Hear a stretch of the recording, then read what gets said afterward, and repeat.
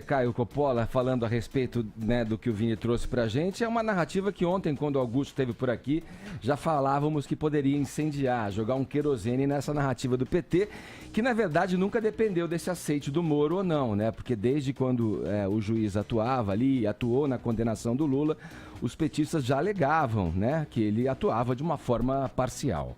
Exatamente. Bom dia, Edgar. Bom dia, ouvinte da PAN. Bom, antes de entrar propriamente no questionamento aí sobre a narrativa que o PT vai tentar, sem sucesso, emplacar, só queria pontuar aí alguns tweets, porque é de embrulhar o estômago mesmo. Bom, em primeiro lugar, o Lula não é vítima do Moro, né? Na verdade, o Brasil, né, o erário público, o pagador de impostos, é que é vítima do Lula, né? Essa é a lógica, né? Justiça foi feita. E eu acho que quem tem dificuldade de entender o conceito de república, né? Você vai na etimologia da palavra, res pública, coisa pública, é o Haddad, né? Não é à toa que ele responde a 32 processos, inclusive por improbidade administrativa, corrupção, enriquecimento ilícito, esse tipo de coisa. Então, eu acho que a dificuldade de entender os conceitos republicanos está no lado do PT. Sobre a participação política do juiz Sérgio Moro, é facultado a todo cidadão exercer seus direitos políticos. No caso dele, tem o ônus de ter que abandonar 22 anos de magistratura, né? Todos os benefícios e garantias que vêm com esse cargo, e isso é garantido, né, pela Convenção Americana dos Direitos Humanos, Pacto São José da Costa Rica, entre vários outros títulos, e a nossa própria Constituição. Mas assim, eu acho que o importante é pontuar que contra fatos não há argumentos, né? Essa narrativa do PT, ela cai por terra quando a gente analisa os esplêndidos resultados da Lava Jato. Eu acessei o site do MPF, essa informação é pública, falar alguns resultados da primeira instância para vocês. São mais de 164 mandados de prisão. Não é uma perseguição ao Lula, perseguição à corrupção. Isso com prisões preventivas, temporárias e em flagrantes. 164 mandados de prisão.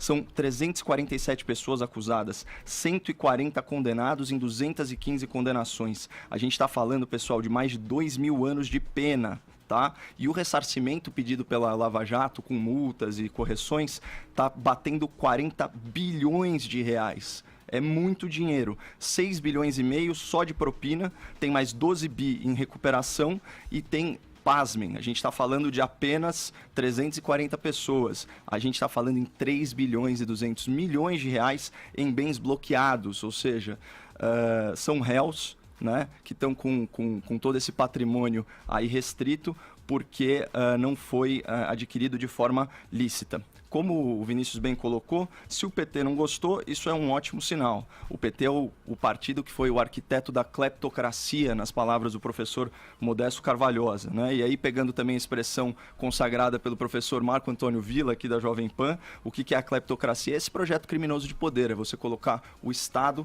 a serviço de um partido. E só para ajudar o ouvinte da PAN a ter uma argumentação cronológica contra essa narrativa do PT, é importante lembrar que a condenação do Lula se deu em primeira instância em julho de 2017. Né? Naquela época, em nenhum cenário o Bolsonaro aparecia como vencedor das eleições.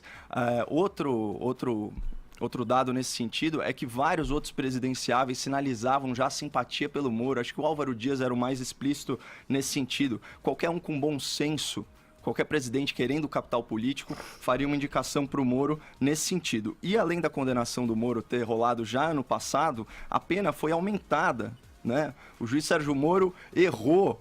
Ele foi leniente com o Lula. A pena dele foi aumentada de 9 para 12 anos no TRF4. Logo depois, habeas corpus negado no STJ e no STF. A gente está falando, pessoal, de 20 juízes naturais, somando o juiz da primeira instância, os desembargadores do TRF4, do STJ e os ministros. A maioria deles, né, são concursados, mas a maioria deles foi apontado durante o governo lulopetista. Então, assim, contra fatos não há argumentos. Isso do PT é uma grande teoria da conspiração que teria que envolver muito planejamento entre Moro, Bolsonaro, imprensa, justiça e, finalmente, a opinião pública, né? Tem que combinar com os russos, afinal de contas, né? Então, isso é o seguinte, Edgar, para fechar... Um grande exercício de adivinhação, Exatamente, né, exatamente. Para fechar, isso é o bom e velho vitimismo da esquerda, aliado a uma falta de autocrítica patológica, né? Ou seja, o PT não está sendo processado porque é corrupto. Ele não foi punido nas urnas por causa da recessão, inflação e desemprego recordes no governo Dilma.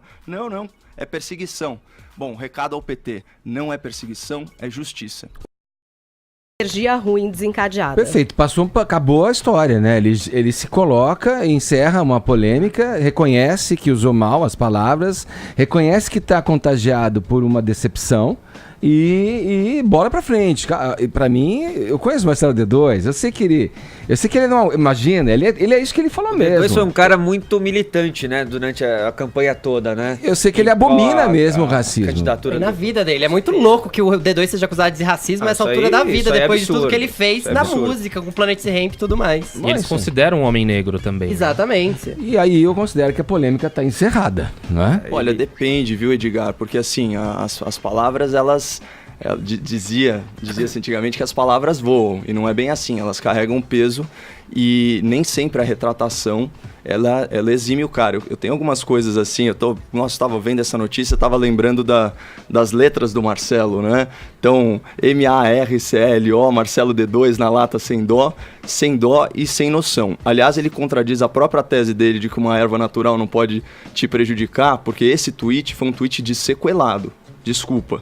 E digo mais aqui, ó, olhando as palavras que ele não pensou, ele abre o Twitter dele falando assim: tô querendo tocar nesse assunto super delicado há alguns dias. Ele teve dias para pensar no que ele ia falar. E aí quando ele fala, aqui é muito claro, ó. Talvez essa seja a nova nomenclatura para o escravo da Casa Grande. Isso é injúria racial clara e explícita e, nesse caso, como ele mesmo coloca, premeditada. Isso é crime, né? É muito importante destacar os dois tipos de racismo que são muito comuns quando você faz esse resgate histórico. O primeiro é esse que ele falou, do negro da Casa Grande, né? Para quem gosta de cinema, como a Paulinha, vai lembrar do Django Livre, que é a figura do Samuel L. Jackson, que é o que se chama de Uncle Tom. Aqui no Brasil, o que é mais comum é o quê? Você acusar o cara de Capitão do Mato.